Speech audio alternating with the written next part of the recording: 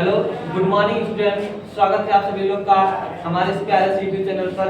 तो स्टूडेंट, आज हम पढ़ेंगे कक्षा 10 के केमिस्ट्री का तीसरा चैप्टर, जिसका नाम है धातु और अधातु। तो इस चैप्टर को हम बहुत अच्छी तरीके से पढ़ेंगे और हम लोग जानते हैं कि यह चैप्टर हमारे बोर्ड परीक्षा में पूछता है, बहुत ज्यादा महत्वपूर्ण है। तो चलिए हम बिल्कुल शुरू से बिल्कुल जीरो लेवल से इस चैप्टर को स्टार्ट करते हैं और बहुत अच्छी तरीके से पढ़ेंगे। तो सबसे पहले हम जानते हैं कि हमारे चैप्टर का नाम क्या है। देखिए, हमारे जो चैप्टर का नाम है उसका नाम है धातु और अधातु। हम इस चैप्टर में जानेंगे कि धातु क्या होता है और अधातु। तो हम धातु और अधातु जानने से पहले एक छोटी बात और जानते हैं। हम पहले जानते हैं कि तत्व क्या होता है। जैसा कि हम लोग जानते हैं कि तत्व को इंग्लिश में एलिमेंट कहते हैं। तत्व को इंग्लिश में हम लोग एलिमेंट कहते हैं। तो देखिए, इस तत्व की परिभाषा क्या होती है और पूरे तत्वों की संख्या कितनी है। तो पहले हम इसकी परिभाषा के बारे में थोड़ा सा जानकारी प्राप्त करते हैं, फिर इसके बारे में हम धातु और अधातु के बारे में बात करेंगे। तो इसमें देखिए, जो तत्व होता है इसकी परिभाषा होती है कि वह छोटा से छोटा कण जिससे पदार्थ निर्मित होता है तत्व कहलाता है। एक बार फिर से, वह छोटा से छोटा कण जिनसे एक पदार्थ निर्मित होता है तत्व कहलाता है। देखिए, तत्वों को उनके भौतिक और रासायनिक गुणों के तत्वों को उनके भौतिक गुणों के और रासायनिक गुणों के समानता और असमानता के आधार पर, उनके भौतिक और रासायनिक गुणों की समानता और असमानता के आधार पर इन्हें तीन भागों में बांटा गया है। इसमें से पहला होता है, इसमें पहला है हमारा धातु। देखिए, इसमें इनके समानता, इनके तत्वों के उनके भौतिक गुणों के समानता और असमानता के आधार पर इन्हें तीन भागों में बांटा गया है। पहला होता है हमारा धातु, पहला होता है धातु, दूसरा होता है हमारा अधातु, दूसरा होता है अधातु, और जो तीसरा होता है वो होता है हमारा उपधातु। तीसरा होता है हमारा उपधातु। तो यह तत्वों के उनके भौतिक गुणों की समानता और असमानता के आधार पर बांटा गया है, जिससे तत्वों के अध्ययन में क्या हो, सरलता हो। तो एक बात और हम लोग को बता दें कि वर्तमान समय में जो हमारे आधुनिक आवर्त सारणी है, उस आवर्त सारणी में पूरे ज्ञात तत्वों की संख्या 118 है। ज्ञात तत्वों की संख्या पूरी 118 है, जिनमें से क्या है, जिनमें से 92 तत्व, 92 जो हमारे तत्व है वो प्राकृतिक है, वो क्या है, नेचुरल तत्व है, प्राकृतिक तत्व है। और जो 26 तत्व है, वो जो 26 तत्व है वो मानव निर्मित तत्व है। ये कैसे है, मानव निर्मित ये तत्व है, यह जो तत्व है 26 मानव निर्मित तत्व है। तो चलिए अब हम अपने टॉपिक्स पर आते हैं। धातु, पहले हम धातु के बारे में डीपली अध्ययन करेंगे, फिर उसके बाद अधातु, तब वो धातु के बारे में अध्ययन करेंगे। चलिए हम पहले धातु के बारे में अध्ययन करते हैं।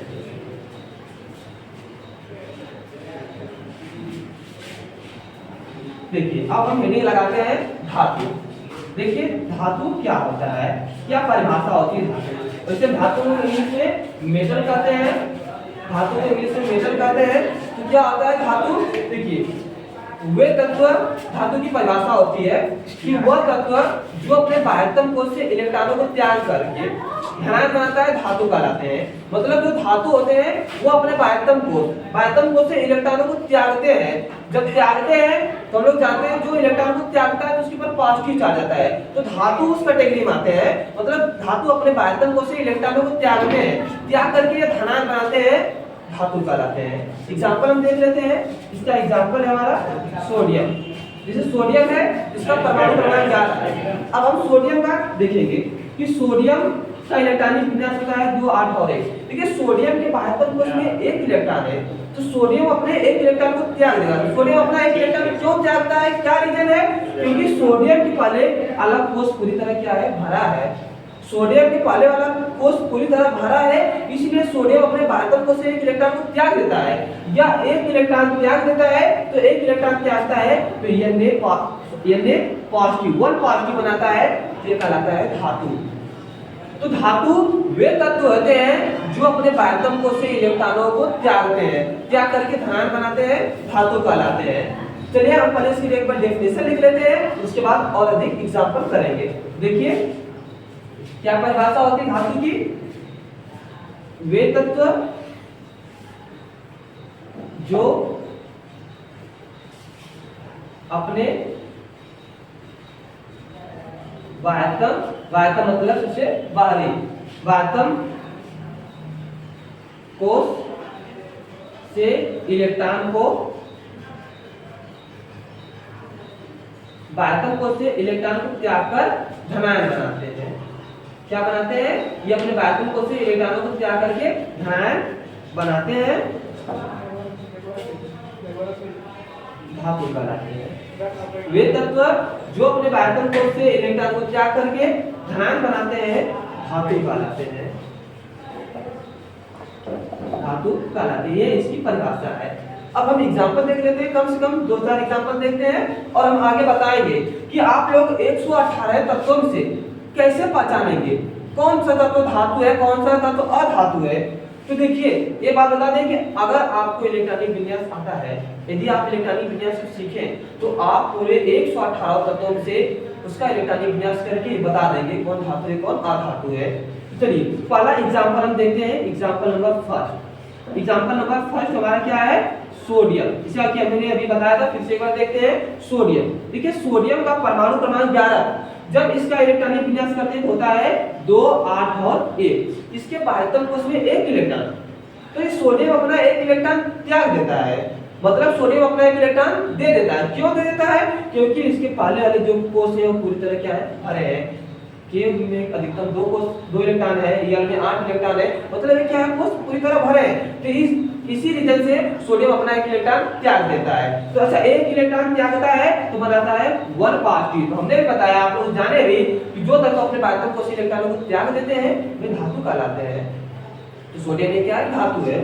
दूसरा एग्जांपल देख लेते हैं, एग्जांपल नंबर सेकंड। जैसे हमारा हो गया मैग्नीशियम। क्या हो गया? मैग्नीशियम। मैग्नीशियम का परमाणु क्रमांक 12। इसमें देखिए जो तत्वों का परमाणु क्रमांक होता है वही उसके प्रोटॉनों की संख्या होती है, वही उसकी इलेक्ट्रॉनों की संख्या होती है, अकॉर्डिंग टू मोज़ले के अनुसार। मोज़ले ने बताया था। अब देखिए मैग्नीशियम का परमाणु क्रमांक 12, जब इसका इलेक्ट्रॉनिक विन्यास करेंगे तो हो जाएगा 2, 8 और 2। देखिए फिर इसके बाह्यतम कोश में 2 इलेक्ट्रॉन है, इसके पहले वाले कोश पूरी तरह भरे हैं, तो ये क्या करेगा? मैग्नीशियम अपना 2 इलेक्ट्रॉन त्याग देगा। ये अपना 2 इलेक्ट्रॉन त्याग करके क्या बनाएगा? 2 पॉजिटिव बनाएगा।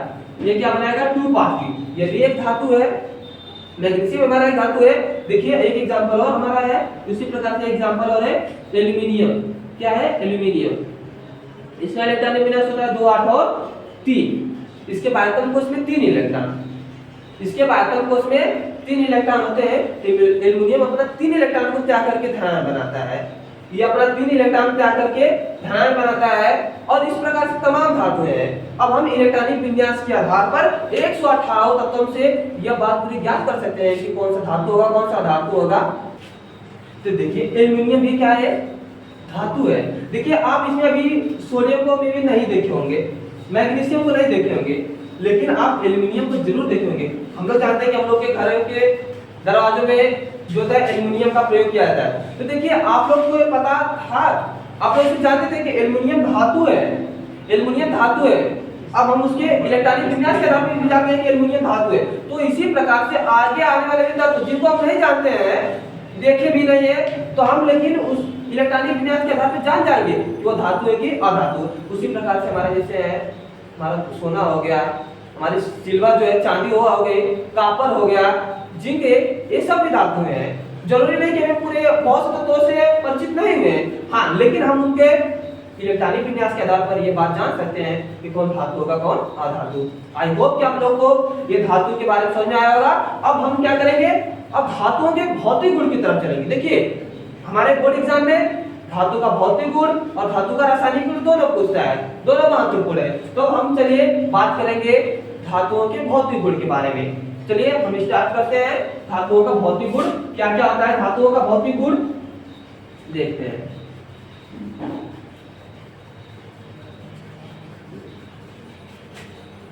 देखिए हम हेडिंग डाल देते हैं। पहले हमारा है हेडिंग लगाते हैं धातुओं का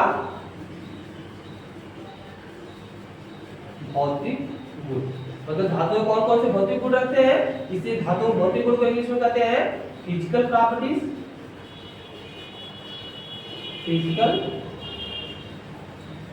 फिजिकल प्रॉपर्टीज ऑफ मेटल,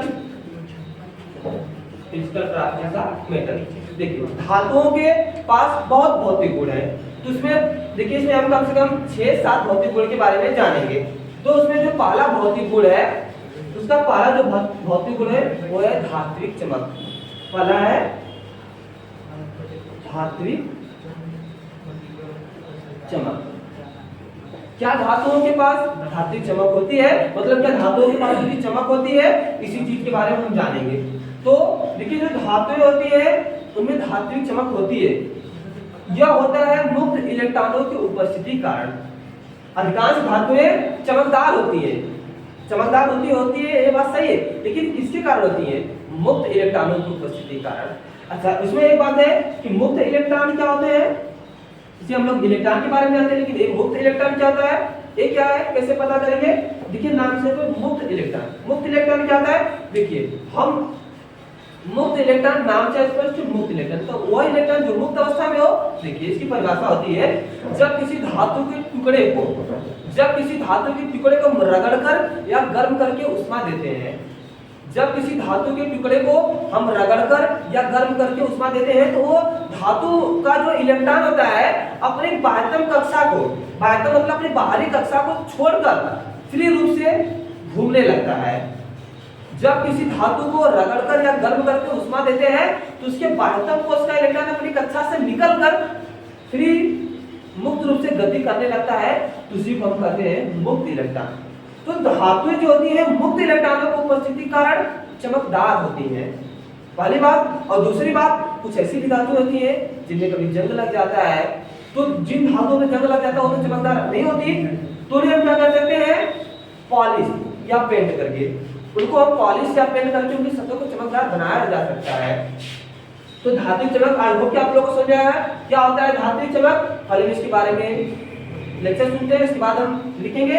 तो देखिए धात्विक चमक मुक्त इलेक्ट्रॉनों की उपस्थिति के कारण धातुओं की सतह चमकदार होती है, या जिन धातुओं की सतह चमकदार नहीं होती उनको क्या कर सकते हैं? पॉलिश या पेंट करके उनकी सतह को चमकदार बनाया जा सकता है। जैसे एग्जांपल देख लीजिए, इसका एग्जांपल कौन कौन सी धातु है हमारी? हमारा एल्युमिनियम भी चमकदार होता है, एल्युमिनियम है। उसके बाद हमारा क्या है? कॉपर है। उसके बाद हमारा एजी सिल्वर है। उसके बाद हमारा क्या है? एयू गोल्ड है, एक्सेट्रा। मतलब ये जो धातु है ये चमकदार होती है।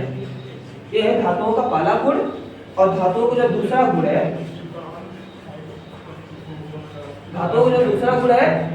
जो धातुओं का दूसरा गुण उसका नाम है विद्युत एवं उष्मी सुचालकता। विद्युत एवं उष्मी सुचालकता। जो देखिए जो धातुएं होती है वो विद्युत एवं उष्मा का सुचालक होती है। इसका मतलब कि जो धातुएं होती है वो अपने अंदर विद्युत और उष्मा को सुगमता से प्रवाहित होने देती हैं, मतलब कि अपने अंदर विद्युत और उष्मा को आने देती हैं। जिससे क्या होता है, जैसे हमारे जो धातु है, हमारे जो आयरन धातु जो लोहा है, देखिए जो लोहे को भी तार बनाए जाते हैं, कॉपर के भी तार बनाए जाते हैं। तो ये क्या होता है, यह हमारे देखिए लोहे के जब हम एक सिरे को गर्म करते हैं उसका आखिरी वाला सिरा गर्म हो जाता है। इसका मतलब कि जो धातुएं हैं वो विद्युत और उष्मा की सुचालक होती है। इसका वो अपने अंदर विद्युत और उष्मा को सुगमता से प्रवाहित होने देती है। यह है धातुओं का दूसरा गुण। और स्टूडेंट धातुओं का भौतिक गुण के बारे में हम डीपली अध्ययन करेंगे नेक्स्ट वीडियो में। तब तक यदि आप नए स्टूडेंट हो तो मेरे इस चैनल को पहले सब्सक्राइब कीजिए, लाइक कीजिए